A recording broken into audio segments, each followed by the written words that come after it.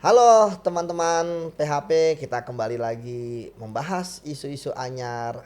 Kembali dengan rekan saya Oci dari Bicara. ya, akhirnya KPK hari ini menetapkan 3 tersangka ya dalam kasus OTT Gubernur Riau, dan ini merupakan kasus gubernur keempat yang ditangani KPK di Provinsi Riau dan menjadi yang terbanyak ya dalam satu provinsi. Yang dua ada, ya kan? Ah, jadi kamu ini nggak ngamatin nggak nih? Ini kan baru Ngikuti banget ya, perkembangan? Iya, baru banget ya kan aku juga kaget sebenarnya sedih sih Mas karena kan ini kan berkali-kali ya iya. segala macam. Jadi kayak Nah, nambah gitu ya. iya bener, OTT lagi, korupsi lagi, nggak ada berita yang bagusan kayak gitu Indonesia ini gitu. Cuma ini Mas kalau misalnya kita lihat nih ternyata kan gubernur gubernur Riau ini kan ternyata udah berkali-kali ya gitu. Kok bisa? Coba Mas dari point of view Mas Yudi. Ya memang kenapa sih korupsi terjadi? Itu kan pertama karena adanya kebutuhan need, pengawasan yang lemah, ya. Kemudian juga sistem yang membuka celah, dan yang terakhir adalah sifat rakus. Ya, bahkan ada korupsi namanya GON teori, ya kan? GON itu greed, opportunity, needs, exposure gitu ya.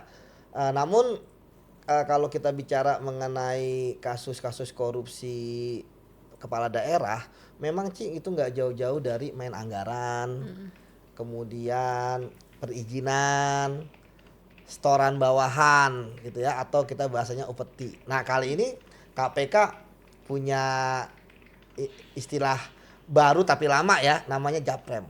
Apaan tuh? Jatah Jatah jatah preman. preman. Jadi bupati, gubernur, wali kota itu kan sebenarnya adalah posisi terhormat ya. Tapi memang ada dalam istilah itu kayak jatah preman gitu. Kamu tahu nggak jatah preman itu kan artinya kan adalah biasa kan blue collar crime ya. Istilahnya mereka memeras orang yang di bawahnya atau orang yang lemah gitu ya. Bahasa Sama gaulnya malak ya? malak ya, Gitu. sebenarnya koruptor itu kan kalau bahasanya kan perampok uang rakyat, perampok cuman jadi halus gitu ya, jadi korupsi gitu. Jadi jangan-jangan karena namanya dihalus gini orang nggak malu gitu kan? Karena pernah ada orang keluar dari tahanan itu dadah-dadah, senyum-senyum gitu kan, ngomong ke wartawan tuh kayak nggak ada rasa bersalah gitu kan.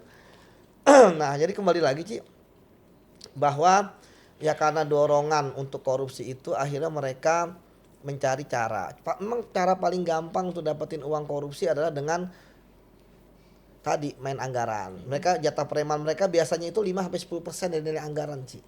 Nah kalau yang sekarang ketawa 5%. Dan KPK pun menetapkan tersangka 3 ya. Pasalnya kan adalah pasal pemerasan. Ya memang bisa jadi pada saat OTT ini KPK memang belum menemukan dari mana sumber uang. Karena nggak mungkin dari kepala-kepala UPT itu gitu ya. Gajinya berapa sih? Ya tentu kan dari saya duga dari inilah vendor-vendor lah ya, itu yang pertama. Kemudian yang kedua, kemana aliran uang yang sudah pernah diterima? Ya ini kan infonya kan ketangkep yang ketiga kali ya. Istilahnya uangnya ya, penyerahannya. Yang satu kedua kan bisa jadi masih ada, tinggal KPK tinggal geledah berbagai macam tempat, atau yang kedua memang sudah mengalir kemana-mana. Tapi saya sepakat dengan Oci ya, tentu kita prihatin dengan kasus yang terjadi ini, dan tentu saya melihat masyarakat Riau jangan-jangan marah gitu kan, karena kan pilkada itu kan membuat dengan biaya besar ya, kemudian kan janji-janji belum terrealisasi, dia malah tadi anggaran bayangin 177, kalau diambil 7M kan 7M itu bisa bangun berapa jembatan, berapa jalan, berapa jembatan dan lain sebagainya. Memang kenapa kepala dinas PU itu ya itu sering ketangkep bareng kepala daerah, karena sebenarnya kepala dinas PU itu hanya menuruti perintah dari kepala daerah. Oke. Dan kepala dinas PU itu ya dia anggaran paling banyak di dia gitu dibandingkan dengan kepala dinas yang lain. Kepala dinas yang lain paling hanya setoran.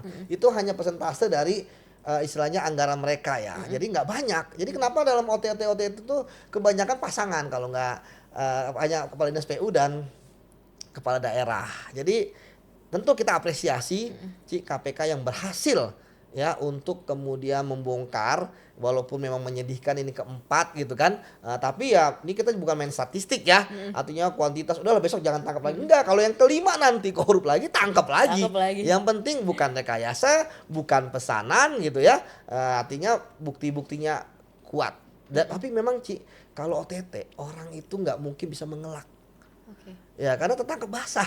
Kayak maling ada motornya kan. Nah, ini ada duitnya dan KPK tadi Oci juga lihat kan bagaimana uangnya banyak banget ya. Iya. Ada dalam bentuk rupiah, ada dalam bentuk Dolar, dolar, atau uang asing lah ya. Iya. Nah, kenapa sih mata uang asing Ci? Supaya nggak terlalu tidak terlalu banyak Jumlahnya. Iya. sama juga tidak terlacak. Ya, karena mata uang asing kan dianggap tidak terlacak. Jadi ya akhirnya KPK kembali OTT setelah sebelumnya di Sumatera Utara ya. Seperti itu sih, Ci. Kenapa sih Mas tetap ada aja orang OTT padahal kan udah jelas-jelas ya itu lebih bahaya katakanlah gitu. Resikonya lebih besar. Ya tadi karena kan tadi kalau mereka pakai uang Modus yang lain gitu. modus yang lain misalnya uangnya transfer ketahuan sama ketahuan juga. PPATK. Makanya kenapa tunai? Kalau tunai kan cash and carry, tidak kayak makanya salah satu yang saya sempat ikut memperjuangkan ya menyuarakan itu adalah adanya undang-undang pembatasan uang karta atau uang tunai. Jadi kalau beli apa-apa atau kemudian orang mempunyai kepemilikan duit yang tunai itu misalnya nggak boleh lebih dari 1 M. Jadi kalau misalnya ada transaksi di atas 1 M harus Iya. transfer ya kan supaya ketahuan dari mana. Karena para koruptor berdasarkan pengalaman saya ketika mereka membeli sesuatu kan mereka dapat dari tunai. Mereka belinya juga tunai. Oke. Pembelian tunai itu memang tidak terlacak, Ci. Seperti itu. Mas kalau misalnya dari kasus ini ternyata TA-nya itu kan juga terlibat ya Mas ya. Ini apakah artinya ini sudah merupakan praktik yang turun temurun lumrah gitu? Iya biasanya staf sus atau tenaga ahli ini kan adalah orang-orang dekat ya dari gubernur yang diangkat ya. Ya artinya kan ya sungguh disayangkan ya harusnya mereka itu adalah panutan gitu ya karena mereka kan dari luar ya kan diangkat ya tapi memang di beberapa tempat dan pengalaman saya apalagi staf sus gitu ya memang juga tangan kanannya dari kepala daerah ataupun dari menteri gitu ya. Jadi akhirnya kan kita lihat beberapa staf sus kalau kementerian juga terlibat kasus korupsi begitu ya memang kita sayangkan ya harusnya mereka menjadi role model karena dari luar masuk ke dalam dan kemudian menjadi birokrasi ya kayak tadi. Akhirnya kan ASN sebenarnya tidak bisa berbuat apa-apa Ci karena memang mereka itu terkungkung di dalam birokrasi. Mereka tidak bisa melawan apalagi kalau ancamannya takut dimutasi, dicopot jabatan. Dalam ASN itu kan jabatan kayak dalam kutip kayak segala-galanya. Ya kalau nggak dapat jabatan kayaknya gimana gitu jadi ASN gitu kan. Kemudian yang kedua dimutasi. Kan takutnya mutasi ke tempat-tempat yang terpencil atau jauh dari keluarga. Itu paling nggak mau mereka. Nah, jadi kembali lagi Ci ya bahwa OTT ini masih belum selesai KPK. Saya melihat ya KPK masih melihat apa yang didapatkan saja di dalam OTT ini ya karena memang waktunya Ci 1 kali 24 jam gitu. Kemudian kan juga ada perdebatan nih istilahnya kan dianggap orang baik gitu ya. Memang terkadang korupsi itu istilahnya memang orangnya baik karena kan pelaku korupsi kan namanya juga white collar crime. Artinya orang yang intelektual yang tadi melalui proses pilkada ya artinya dia pasti berhubungan dengan banyak orang, dia jangan suka memberi dan lain sebagainya. Jadi ya nggak ada koruptor itu image-nya gitu adalah orang yang bengis, kejam, sadis gitu kan, brutal, nggak ada, ya pasti baik. Dan ketika pun ada yang membela misalnya ya saya pikir ya sah-sah saja orang dia pernah pasti berbuat baik gitu kan dengan pendukungnya dan sebagainya. Tapi bagi saya penegakan hukum itu adalah penting. Siapapun pelaku korupsi kita nggak boleh tebang pilih dan kita harus melawan itu. Walaupun kadang-kadang teman dekat kita juga seperti itu Ci. Nah, untuk masyarakat Riau sendiri pasti kan capek ya Mas Iya. ya untuk lihat kayak gini. Emang nggak ada upaya pencegahan untuk ini supaya nggak terulang berkali-kali kayak gini? Betul Ci. Sebenarnya kan saya pikir saya juga paham teman-teman saya di KPK bidang pencegahan, bidang korsup sudah berkali-kali lah. Yang gratifikasi juga ke sana. LHKPN juga pasti sudah sosialisasi. Tetapi korupsi itu kan bukan sekedar ya adanya pencegahan dan sebagainya, tapi sebenarnya ada lebih baik ke integritas orangnya. Ya, sistem sebaik apapun kalau integritasnya orangnya buruk, ya, maka dia akan kemudian ya mencari celah. Atau kalau sistemnya buruk, orangnya baik, dia tentu tidak akan korup. Sistemnya baik, orangnya buruk, ya kan dia akan korup. Begitu, Ci. Jadi sekarang ini adalah bagi saya permasalahan integritas. Ya memang kita tahu biaya modal kampanye pilkada kan banyak gitu kan. Sehingga harus ada balik modal. Kan gitu, Ci. Artinya sebenarnya pencegahan udah dilakukan, tetapi kan pencegahan itu kalau bisa pelakunya kepala daerah sulit. Nggak ada yang berani, orang pada diam. Ini aja masih mending. Ya siapa tahu ternyata ada pelapor. Jadi sebenarnya bagi saya ketangkep mau 100 kepala daerah di dalam satu daerah gitu ya. Ya nggak apa-apa, yang penting ada buktinya saya katakan, dan artinya kan sebenarnya ini ada whistleblower yang bagus ya. Saya duga ini ada artinya sistem pelaporan dari masyarakat itu juga bagus. Ya, kemudian ya tapi yang mengenaskan tadi artinya kan korupsinya kasar gitu kan. Sampai saya lihat kalau kronologisnya ya minta 5% ya kan dari atasan ke bawahan, sampai kepada SPU, sampai ke sekretaris dinas, sampai ke kepala UPT. Tadi ada berapa belas kepala UPT lah saya lihat tadi istilahnya itunya. Jadi istilahnya ya bagi saya ini pasti akan berlanjut kalau memang tidak ada kepala daerah yang berintegritas.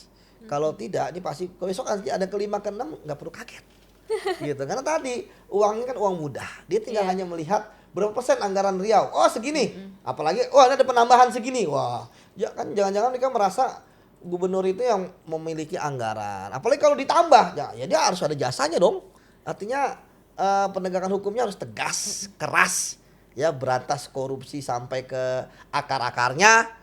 Gitu ya, apalagi kan perintah Pak Prabowo ya dalam berbagai macam kesempatan pidato pasti, bahkan kemarin yang terkait dengan WUS berantas korupsi gitu kan, bahkan uang korupsi pengembaliannya akan digunakan untuk membayar utang kereta cepat misalnya. Jadi saya pikir itu suatu hal yang bagus dan harus turuti. Jadi saya berharap bahwa apa yang dilakukan oleh KPK ini itu menjadi tanda kebangkitan KPK.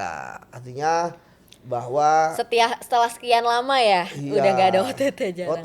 Termasuk kepala daerah ya, gubernur sebelumnya kan terakhir kan kepala dinas Sumut ya, tapi kan gubernurnya nggak kena gitu kan. Artinya ini suatu hal yang positif bagi saya dan harus kita apresiasi, tapi jangan sampai berhenti di sini saja.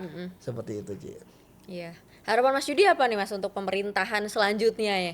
Karena masih lumayan kan, berapa tahun lagi sisanya?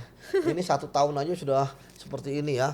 Tapi ada prestasi juga, ya kan kita harus apresiasi gitu. Nah kita harap kedepannya tentu korupsi di Indonesia itu tanpa tebang pilih seperti pisau, tajamnya ke bawah, tumpul ke atas, tajam ke musuh, tumpul ke kawan, itu nggak terjadi. Karena tadi korupsi itu kayak tadi misalnya nih 7M dari anggaran 177M. Misalkan 7M ini kan pasti kan nanti kualitas barangnya jelek. Jelek ya. Cepat hancur. Jadi jangan-jangan gara-gara 7M, 177M jadi hilang.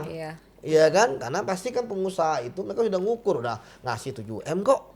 Gitu. Kemudian ya KPK jangan berhenti tuntas sampai di sini saja, dikembangkan perkaranya, bisa jadi ada pasal yang lain, bisa jadi juga ada pemberi yang lain ya, bisa juga aliran dana ini mengalir kemana. Pakai sistem yang namanya follow the money. Dan KPK ini kan sekarang sebenarnya sudah bukan lagi makan bubur ya, anget gitu ya, dari pinggir ke tengah ya, tapi ini kan udah penggal kepala naga gitu kan langsung, karena paling tinggi itu adalah gubernur. Nah sekali lagi pemberantasan korupsi juga yang sangat penting adalah bukan hanya menghukum ya kan berapa lama, tetapi juga bagaimana mengembalikan atau memulihkan aset-aset korupsinya ya, yang kedua memiskinkan para koruptor. Seperti itu perampasan aset ya maksudnya. Betul, balik lagi kita ke situ.